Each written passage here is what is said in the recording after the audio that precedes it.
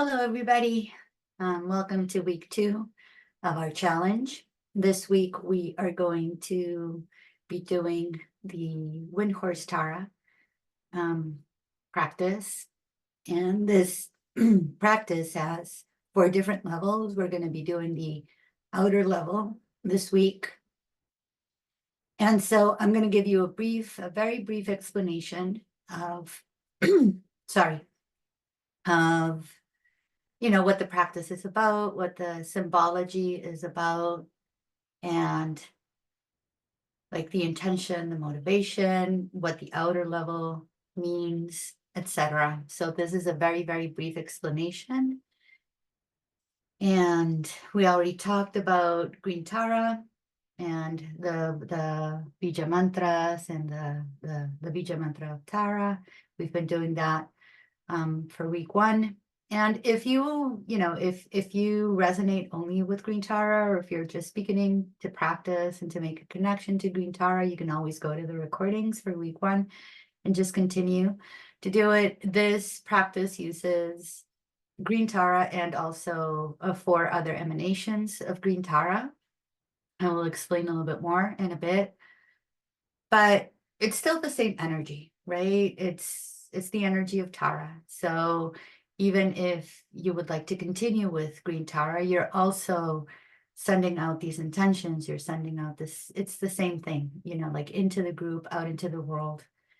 But I really like this practice. I think it is very, very complete, and it's not very complicated. So I just thought I would share it with you. And so these are a few, I will be posting this PDF so you have access to these resources, just to get a deeper understanding of what the practice means, again, of the symbology. And this YouTube link is the actual, like the condensed practice, the first invocation, and it is sung in Tibetan by monks. And so you might want to listen to it. If you want to listen to it in the original language, words have power. And it is said that in Sanskrit, Tibetan, and Hebrew, and I've also seen that other people consider Japanese kanji and Chinese to be not only letters, but they're also vessels of light. They draw in divine light. And so if you want to listen to it, then that you can watch that.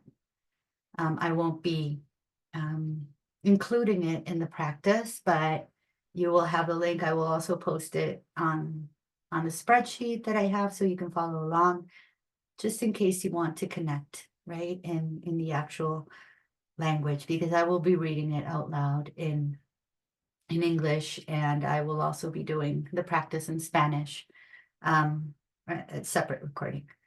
So let's get started. So Windhorse, or Lungta, this is it's an allegory for the human soul in the shamanistic tradition of East Asia and Central Asia. And it refers to the lung, or wind, which is also known as chi or prana, or the breath. And it symbolically carries the practitioner's prayers and wishes to the universe. And so also this icon, the wind horse, is used as a symbol of wish fulfillment. A wind horse with a wish fulfilling gem on its back. You can see it right here. This is a gem over here. And so it also, this practice also has the symbols of the 4 dignities. They're called the 4 dignities. And they are related to the 5 elements. Like all 5 are related to the 5 elements, and all 5 of them are related to one manifestation of Tara. And so the Lungta, or the wind horse, is like a positive energy or life force, and that carries good luck. And so the other animals that are used in the symbolism are the Garuda, and that relates to the fire element. The dragon that relates to the water element, the snow lion that relates to earth, the tiger that relates to wind, and the windhorse or the lumta, which relates to space, or also known as ether or akash. And so, as I mentioned earlier, this practice has different levels. It has the outer level, the inner level, the secret level, and the most secret level. The outer level, you can do without a transmission.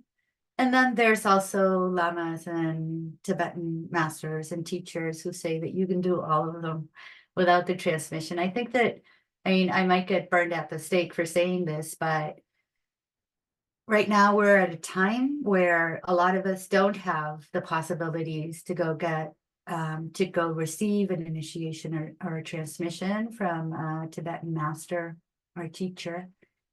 And I really don't think that Tara would mind, right? If our motivation is pure, if our intention is pure. But in any case, just do what resonates with you.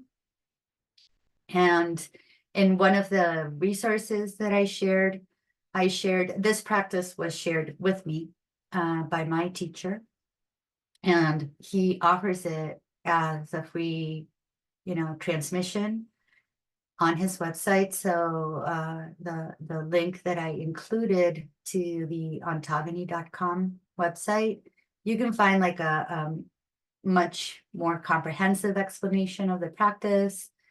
And you could even say that it would be like a transmission. And so it's in Spanish, but there's also a version that is simultaneously interpreted into English, so you can watch either one. And that would be, I would highly recommend that you do that if this practice does resonate with you, just because having a deeper understanding of the meaning, it helps you have a clearer intention of what it is that you're doing, right? It's not about just reciting the mantra like a parrot. It's about really connecting into the energy of having a really clear understanding of your intention, of the motivation, of what it is that we want to achieve, not only at the individual level, but as a group, and what we want to send out into the world. And so, so the outer level, the meaning is, it refers to the mythical creature, right, of the lumta, of the wind horse. And the practice is just about getting the foundation of the practice. Then the inner level, it's about cultivating positive qualities. And the practice is more of a meditative practice than the secret level. It refers to connecting to the space element, which is sort of one of the main elements of this practice. And it refers more to the practice refers more of cultivating contemplation. And the most secret level is the inner air or wind, or again, chi or prana, breath. And the practice is what leads to realization, or the main objective is to become liberated for the benefit of all beings. So you can come back and help all beings. And so for this inner level, there are 4 different motivations, right? We all are born into receiving. When we're babies, we need to have all of our needs met. And so we are born into a physical level in the present incarnation, just receiving. And so your motivation might be receiving for yourself, like having all of your wishes fulfilled, having your conditions improve, etc., right? And the reality that's created is you will still be subject to karma, and the identity is the ego limited in ignorance. And so it's okay if you're at that level, right? We all have to start somewhere. It's just about being really honest with yourself about what your motivation is. Then in the inner level, I receive for myself and for others. So I learn how to receive, but I'm also receiving for the benefit of others. And at this level, you start purifying your karma, and the level of identity is your social ego. Then I receive for others and for myself. So this might sound like it's the same thing as the inner level. This is a secret level, but it's really not, because the motivation changes, right? First, you're receiving for others for the benefit of everybody else, and then you're receiving for yourself. And so that's something that I always had like trouble with, right? What resonates most deeply with me is that by healing others, you can heal yourself. But what you hear in all spiritual channels, in all spiritual, like more new age or more modern or more westernized spiritual lineages, is that first you have to heal yourself, and then you can start helping others heal. And for me, it's the other way around, really.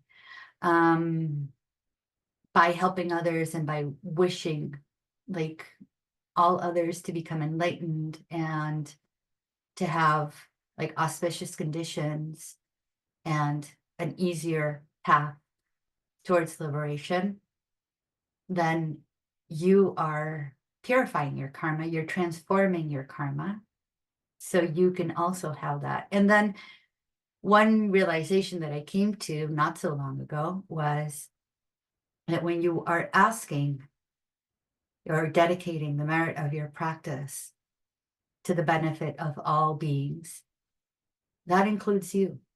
That had never dawned on me, really.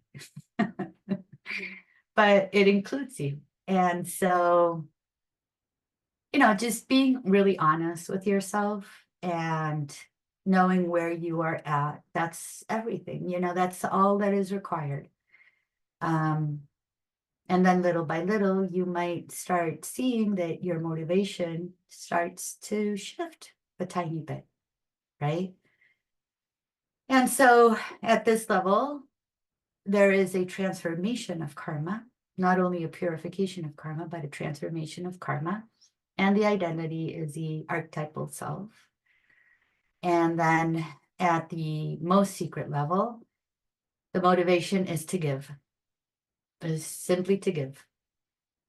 Regardless of, if what you're asking for is for everybody to be in a perfect state of health. It doesn't matter if your health issues are resolved or not. You're just asking for everybody else. But again, right, when you're asking for everybody else, when you're asking for the benefit of all beings, you're sort of included there. Not sort of, you're included, because you are part of all beings. You're part of that oneness. And so the reality that is created is a liberation of karma, and the identity would be the Buddhic self. And so the Windhorse Tara Practice, it was created or downloaded or received or transmitted by Trulshikadeu Rinpoche, a Drupa Karyut master. And it includes green Tara again, and 4 of her other emanations. So green Tara, she's the primary manifestation. She dissolves all fears, and she opens up the pathway for our liberation, enhancing the experience of wisdom and compassion. Then we go to white Tara. Her enlightened action is associated with healing at all levels, not only physical healing. And you can also do a white Tara practice to heal the environment, to purify family karma. Like white Tara, I love white Tara. And so she also harmonizes vital energy, and her practice helps practitioners live long lives This, of course, with the intention to have more time in your physical vessel in order to achieve liberation. Then yellow or golden Tara. She also confers the enlightened action of vital energy and strength, but she can also increase our material and spiritual resources. You know, it is said that material resources are necessary, right? You can't be generous if you have nothing to share. And so Golden Tara also brings like material wealth into your life so you can be generous and share for the benefit of all beings. And also to make your path toward liberation easier, because if you live in absolute poverty and you can't even buy food, right, it's going to be very hard for you to do a meditative practice, or to, you know, just if you're dying of hunger, then it's just part of the human condition, right? We need certain things, and so Golden Tara brings them to us so we can share it with others. Then Red Tara, she attracts goodness to us. She teaches discriminatory consciousness, and she also helps us learn how to convert pure desire into compassion and love. And so in my experience, Red Tara, because I never really understood like how you can convert pure desire into compassion and love. I never really understood it like at the mind level.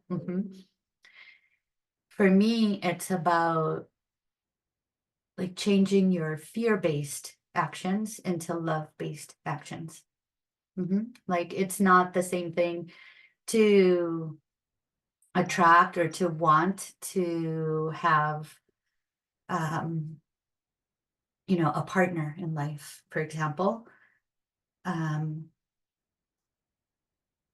If your main motivation is that you're afraid of being alone, right? If you want to attract a partner because you want to have a relationship where both of you can grow and share, then that's a love-based wish, right? So that to me is what Red Tara helps you accomplish.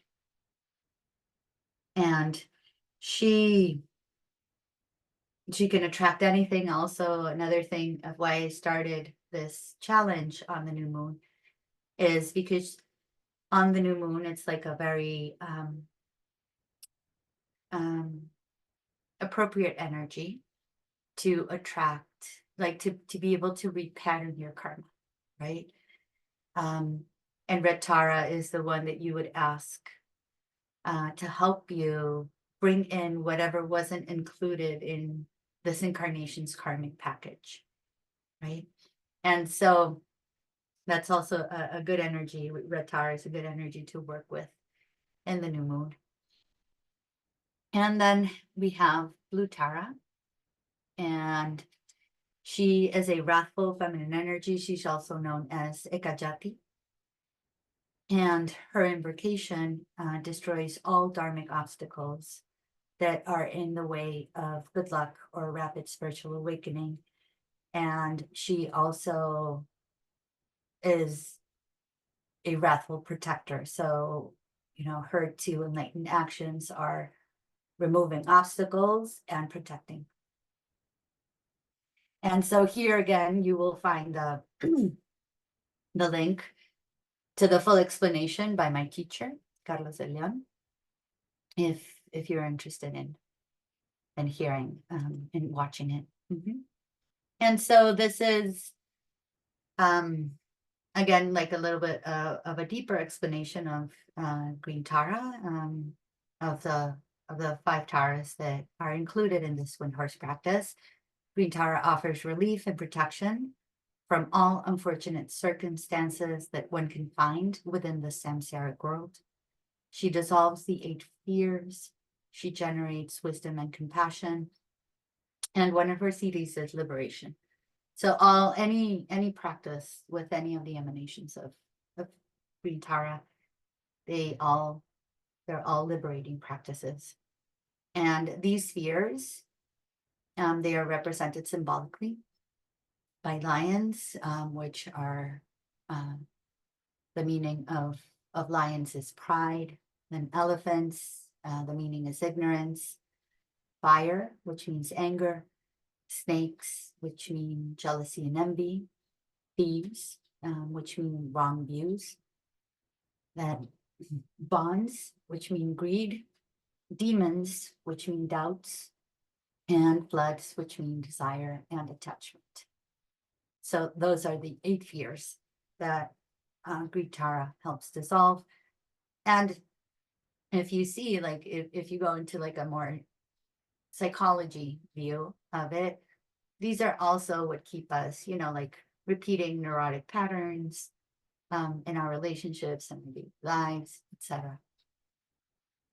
Then White Tara, she expresses maternal compassion and offers healing to beings who are hurt or suffering, either mentally or physically. She is particularly associated with the healing, protection, and harmonization of our vital energy. And her practice helps practitioners live a long life. I already explained that. Then Yellow or Golden Tara. She contains the power to increase our vital energy, our power, and our material and spiritual resources. And so these resources support us in both times of ease and times of difficulty, enabling us to discover and fulfill our life's purposes in each moment and throughout our lives. Red Tara teaches discriminatory consciousness about created phenomena and how to convert pure desire into compassion and love. And then Blue Tara, she is a protector of the Nyingma lineage. And she expresses a fierce and wrathful feminine energy whose invocation destroys all dharmic obstacles, engendering good luck and a rapid spiritual awakening. And so in the Windhorse Tara practice, you can either just do the practice like the invocation, listen to the invocation, it's 2.5 minutes long. You know, and again, it's not about just listening to it, right? It's about connecting to the energy, about having an understanding of what it is that you're doing. And the wind horse symbolically carries the practitioner's prayers and wishes to the universe. And the Windhorse Tara practice is a practice that relies upon the noble lady Tara, and it is a prayer that fulfills all wishes. Again, here you can see if that is of what your motivation is, right? Just being honest with yourself. Is it because I want my wishes fulfilled, or is it because I want mine and others' wishes fulfilled, or is it because I want others' wishes and then mine fulfilled, etc.? Or is it because I just want others to live a better life or to achieve liberation? And so just let me see if there's anything else that I may have missed. And I think that that is my brief explanation. Yep, that is basically it. And so I'm just gonna explain the practice quickly, and then I will do another recording with just the practice, so you don't have to you know, move forward in the video. I will do, but I'll explain it briefly here so we know, so you know what we are doing. And so what we're going to do is we're going to read. I'm going to read it in English. As I said, if you want to listen to it in Tibetan, you can always go to that recording. I will share the links with you. And I will read like each invocation. First, we're going to connect to Green Tara. We're going to do the Om Ahung that we've been doing with the Green Tara practice. And then we're going to do the Tham. In this outer level, you just continue to visualize Green Tara outside of you. You do not become Green Tara. And we read the invocation, and then we repeat her mantra 21 times. And we do that with White Tara. We read the invocation, we repeat her mantra 21 times, again with Golden Tara, then with Red Tara, then with Blue Tara. And at the end, we do it again with Green Tara, but this time we only repeat the mantra one time after reading the invocation. And then we read the Essence of Interdependence mantra. And so in this case, the interdependence mantra, let me, I thought I had it in this one, but I don't. Sorry. So the interdependent origin is the law of causation, which the Buddha discovered in his awakening. It revealed to him the whole truth of existence, and by penetrating it, he became the awakened one. What he saw was a total vision of how and why all beings in space and time are entangled in samsara for countless lives, as well as his own past lives in his progress towards liberation. So this was like an extraordinary vision that distinguished his teaching from others, for which reason it is said that whoever sees the interdependent origin sees the Dharma, and whoever sees the Dharma sees the Buddha. The interdependent mantra, what it means is whatever things are produced by a cause, the Tathagata has said their cause, and what is its cessation, so teaches the great ascetic. So let me say that again.